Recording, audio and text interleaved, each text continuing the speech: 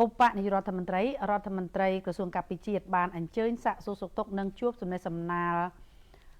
ជាមួយកងកម្លាំងជួរមុខទិសទី3យុទ្ធភូមិភាគទី5ក្នុងឱកាសបុណ្យចូលឆ្នាំថ្មីប្រពៃណីជាតិខ្មែរដែលនឹងឈានចូលមកដល់នៅពេលខាងមុខនេះពិធីសំណេះសំណាលនេះបានប្រពធ្វើនៅទីបញ្ជាការកងការពារព្រំដែនលេខ502ស្ថិតនៅក្នុងស្រុកសំឡូតខេត្តបាត់ដំបងជំនួសមុខឲ្យមន្ត្រីរាជការកងកម្លាំងប្រដាប់អាវុធទាំងអស់ក្នុងទិសទី3លោកមេបញ្ជាការកងការពារព្រំដែនលេខ502បានសម្ដែងនៃការស្វាគមន៍យ៉ាងកក់ក្ដៅនិងគោរពថ្លែងអំណរគុណយ៉ាងជ្រាលជ្រៅចំពោះនាយឧត្តមសេនីយ៍ឧបនាយករដ្ឋមន្ត្រីក្រសួងការពារជាតិដែលបានដឹកនាំ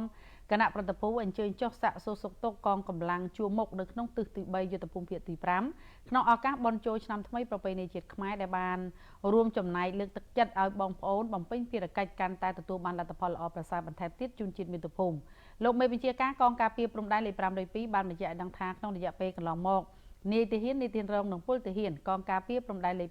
502បានយកចិត្តទុកដាក់ជាប្រចាំលើភារកិច្ចការពារអធិបតេយ្យបូរណភាពទឹកដីនិងការពារសន្តិសុខជូនប្រជាពលរដ្ឋព្រមទាំងចូលរួមសហការទប់ស្កាត់បទល្មើសផ្សេងៗថែមទៀតមានប្រសាសន៍នាការនោះនាយឧត្តមសេនីយ៍ទាសីហាបានព័ត៌មានមកការសួរសុខទុក្ខនិងសេចក្តីនឹករលឹកពីសម្ដេចអគ្គមហាសេនាបតីតេជោហ៊ុនសែន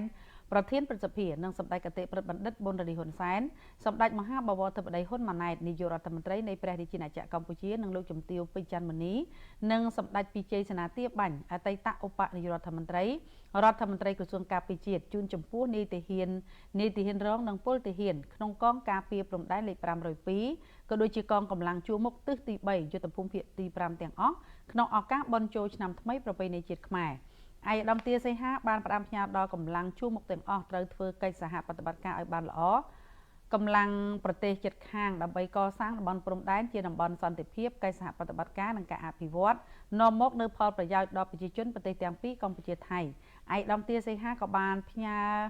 ដល់នាយទាហានរងនិងពលទាហានកងការពារព្រំដែនលេខ502និងកម្លាំងជួរមុខទាំងអស់ត្រូវចូលរួមទប់ស្កាត់គ្រឿងញៀននិងត្រូវជៀសឲ្យឆ្ងាយពីគ្រឿងញៀនឯកឧត្តមឧបនាយករដ្ឋមន្ត្រីក្រសួងការពារជាតិក៏បានជូនពរដល់នាយទាហានរងនិងពលទាហានទាំងអស់ក្នុងឆ្នាំថ្មីសូមឲ្យមានសុខភាពល្អកម្លាំងខ្លាំងក្លាសម្រាប់បានគ្រប់ភារកិច្ចការងារជូនជាតិមាតុភូមិនាយឧត្តមសេនីយ៍ទាសីហាក៏បានប្រគល់ជូនថវិកាដល់បណ្ដាអង្គភាពដែលឈរជើងនៅទិសទី3យុទ្ធភូមិភាគទី5សម្រាប់ពិធីបុណ្យចូលឆ្នាំថ្មីប្រពៃណីជាតិខ្មែរផងដែរ